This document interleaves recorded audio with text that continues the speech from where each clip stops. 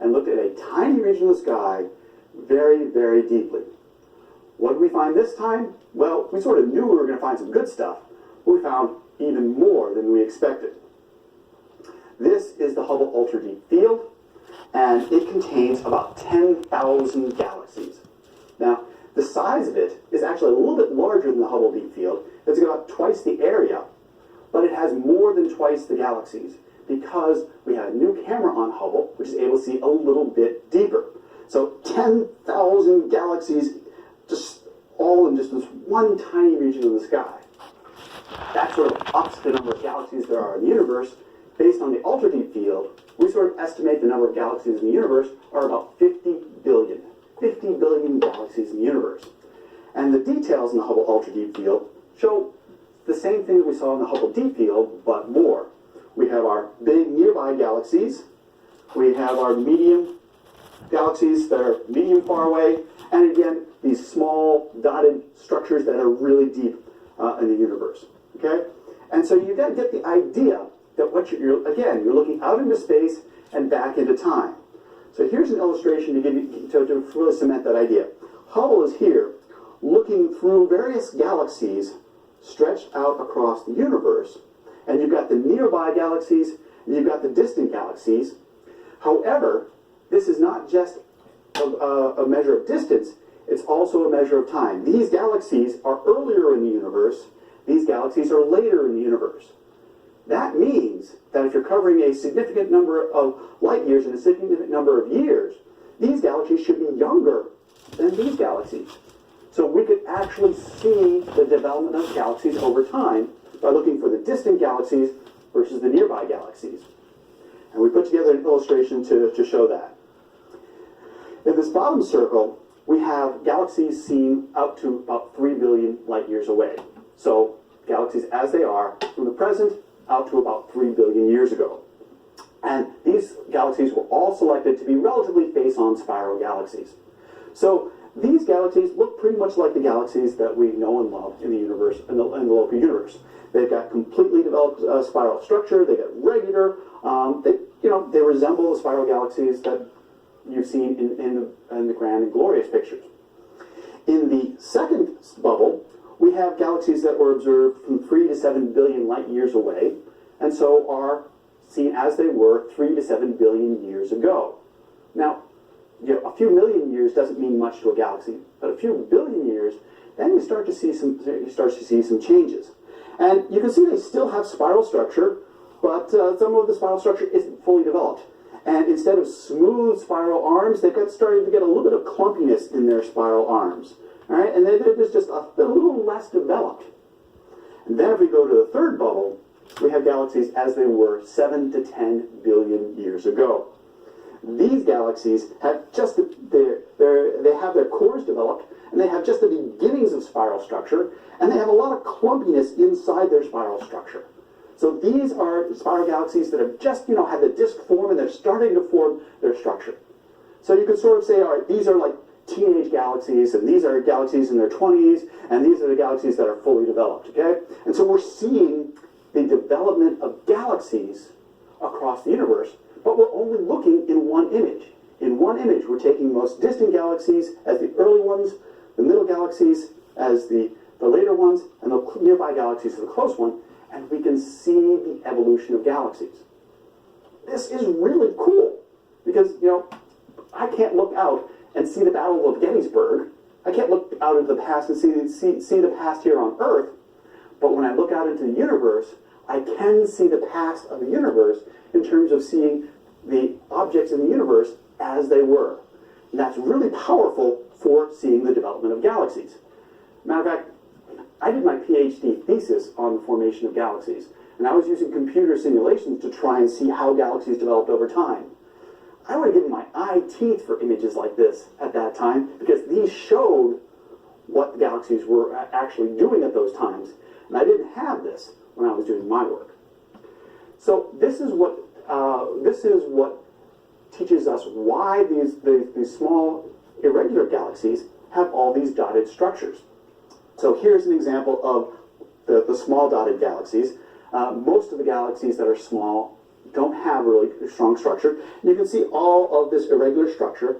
And what's happening is that these are galaxies that are beginning to form together. They haven't even gotten as far as, having a nice smooth development. These are galaxies where you have clumps of stars smashing together, beginning to form galaxies. So you can really call that these are galaxies in their baby years, in their toddler or childhood years. These are galaxies just beginning to develop. When we look out into the ultra-deep field, we are seeing the galaxies as they were many billions of years ago and just beginning to develop.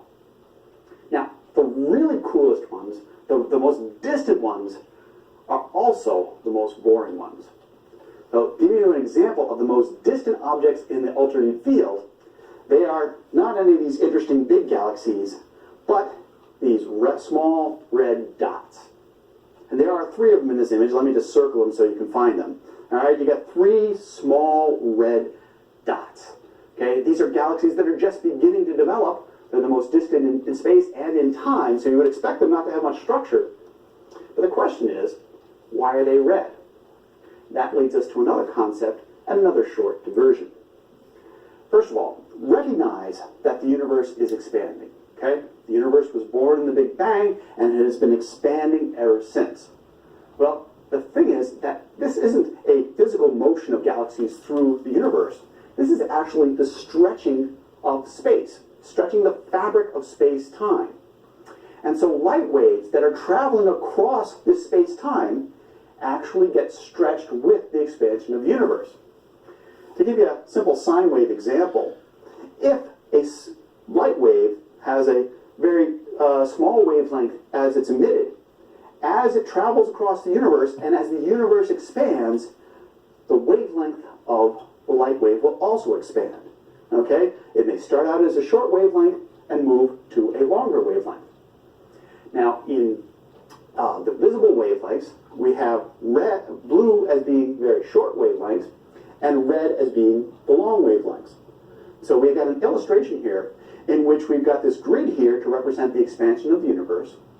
We have this blue light bulb here to represent a source that's very distant, and Hubble, of course, over here as the telescope that's going to observe it. And we keep track of how the wavelength changes as the universe expands and the wave travels toward Hubble to be observed. So it starts out as a relatively short blue wavelength, and as the universe expands and as it comes across to be seen by Hubble, it expands to a long wavelength and red. Even though the entire time the object that emitted it remains blue, it didn't change color, the light from it traveling across this expanding space stretched and moved towards the red end of the spectrum. This is the phenomenon we call redshift. And redshift is just simply the stretching of light due to the expansion of space. All objects that travel across intergalactic space have their light stretched. And the more distant objects travel across expanding space for longer, therefore their light is stretched more. They would be said to have higher redshifts. So the most distant objects are going to have their light stretched the most, and that's why the most distant objects we see in the ultra-deep field are these small red dots. They're just the small dots because they're seen at very early in the universe, and they're red because their light has been stretched out of the, stretched to the red end of the spectrum. As a matter of fact, it's been stretched out of the visible light spectrum and even into the infrared.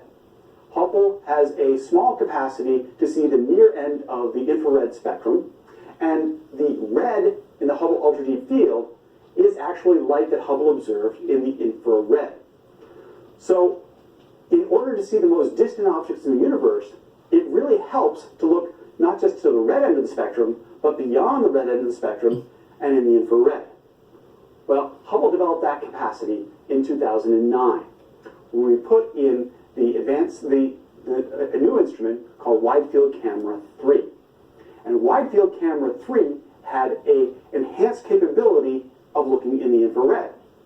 So we went back to the Hubble Ultra Deep Field, and with Wide Field Camera 3, we looked in this region in the infrared to see what more we could see. Well, this is the infrared Hubble Ultra Deep Field. And I gotta say, in looking at it, it looks pretty much like the ultra-deep field, unless you compare it in real detail, and you start to see that there are just more sources that we can see in the infrared. There are a number of sources we can see that don't show up in the visible light of the Hubble ultra-deep field. As a matter of fact, it's that comparison that's really important. The objects that we don't see in visible light, but only see in the infrared light, those are the most important objects for us to look at, because those are going to be the most distant objects. So the search is on to try and uncover the most distant objects. And if we look in this small region up here, I can show you a couple examples. So this is that region, and there are 3 really distant galaxies in this image. Well, it's not going to be these big galaxies. It's going to be one of these small, tiny galaxies, right? I wouldn't be able to pick them out. So, of course, we have our circles to show you where they are. 1, 2, 3. These galaxies are really, really far away. In the ultra-deep field, in visible light, we were able to see galaxies that were about 12 billion light years away. Galaxies, whose light has been traveling for 12 billion years across the universe.